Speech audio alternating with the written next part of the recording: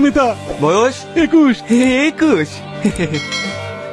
মেয়ে নাগরকোটে ছিল, নাগরের সঙ্গে পালিনি তো? আপনি এসব কি বলছেন? আমার মেয়ের কারোর সাথে সম্পর্ক ছিল না।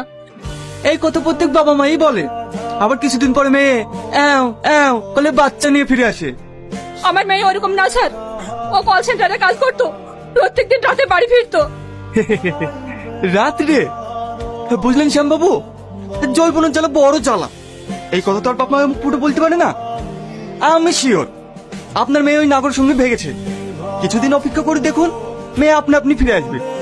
ছি, আমরা বিপদে পড়ে থানায় এসেছি, আর আপনি নোংরা নোংরা কথা বলছেন। ওরা কারা? সেই একই ঘটনা স্যার, মেয়ে ভেগে গেছে আর থানায় কমপ্লেন জানাতে এসে। ঠিক আছে, ওদের ডাকুন। Okay sir.